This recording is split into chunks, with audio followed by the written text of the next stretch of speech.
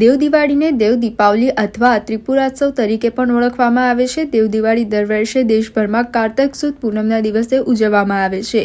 દેવ દિવાળીના દિવસે તમામ દેવી દેવતાઓ દિવાળી ઉજવવા માટે પૃથ્વી પર આવે છે. માનવામાં આવે છે કે કારતક સુદ પૂનમના દિવસે ભગવાન શિવે ત્રિપુરાસુર રાક્ષસને હરાવીને ત્રણેય જગતમાં તેના આતંકના શાસનમાંથી દેવી દેવતાઓને મુક્ત કરાવ્યા હતા. આ વિજયની ઉજવણીમાં દેવી દેવતાઓએ દીવા પ્રગટાવ્યા, જેની આપણે દેવ દિવાળી તરીકે ઉજવણી કરીએ છીએ. દેવ દિવાળીને ત્રિપુરારી પૂર્ણિમા તરીકે પણ ઓળખવામાં આવે છે.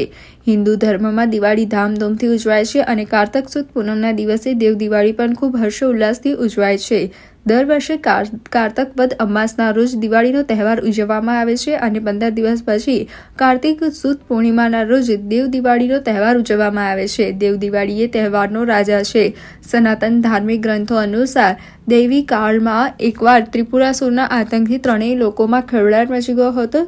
ત્રિપુરાસુરના પિતા તારકાસુર દેવતાઓના સેનાપતિ કાર્તિકેય દ્વારા માર્યા ગયા હતા. તેનો બદલો લેવા માટે તારકાસુરના 3 પુત્રોએ ભગવાન બ્રહ્માની સખત તપસ્યા કરી અને તેમની પાસે અમર થવાનું વરદાન માંગ્યું. જો કે ભગવાન બ્રહ્માએ તારકાસુરના 3 પુત્રોને અમરત્વનું વરદાન ન આપીને અન્ય વરદાન આપ્યું હતું. પાછળથી ભગવાન શિવે કારતક સુદ પૂનમના દિવસે તારકાસુરના 3 પુત્રો એટલે કે ત્રિપુરાસુરનો વધ કર્યો હતો. તે દિવસે દેવતાએ ગંગા નદીના કિનારે દીવો પ્રગટાવીને દેવ દિવાળીની ઉજવણી કરી હતી. ત્યારથી દેવ દિવાળી ઉજવવામાં આવે છે.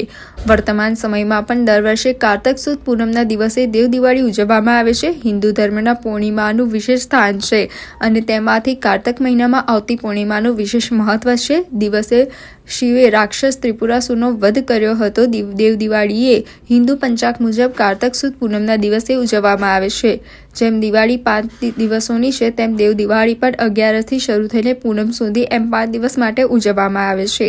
નામ મુજબ દેવ દિવાળીનો દેવોની દિવાળી તરીકે ગણવામાં આવે છે. તેનું ધાર્મિક મહત્વ ઘણું છે તથા દિવાળીના પર્વની પૂર્ણાહુતિ તરીકે ઉજવવામાં આવે છે. આ દિવસે મંદિરોમાં ભગવાન માટે 56 ભોગ અન્નકૂટ ધરાવીને પૂજા અર્ચના કરવામાં આવે છે. ભરૂચના શક્તિનાથ ખાતે આવેલા શ્રી BAPS સંસ્થાન સંચાલિત શ્રી સ્વામિનારાયણ મંદિરે ભવ્ય અન્નકૂટ મહોત્સવનું આયોજન કરવામાં આવ્યું હતું.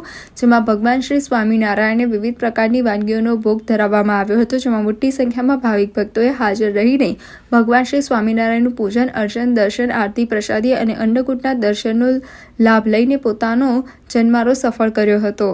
BAPS સ્વામિનારાયણ સંસ્થા અક્ષર પુરુષોત્તમ સ્વામિનારાયણ સંસ્થા તરફથી આ શક્તિનાથ સંસ્કાર કેન્દ્રનું આ સ્થાપન અહીંયા આગળ 2021ની જુલાઈમાં 8મી તારીખે નવમી તારીખે પ્રતિષ્ઠા થયેલી અને ત્યારથી દેવ દિવાળી દિવસે આવો અન્નકૂટ ઉત્સવ સારી રીતે બધા અહીંયા પશ્ચિમ વિસ્તારના જે હરિભક્તો છે એના દ્વારા ભક્તિભાવપૂર્વક યોજવામાં આવે છે. તો દર વર્ષેમાં પણ અહીંયા શાકોત્સવ પણ થાય છે અને આવો ઉત્સવ પણ થાય છે અન્નકૂટનો. તો એમાં અહીંયા પશ્ચિમ વિસ્તારના દરેક હરિભક્તો અહીંયા આગળ બહુ ભાવપૂર્વક અહીંયા આગળ લાભ લઈ અને ભગવાનને પોતાની ભક્તિ અદા કરી.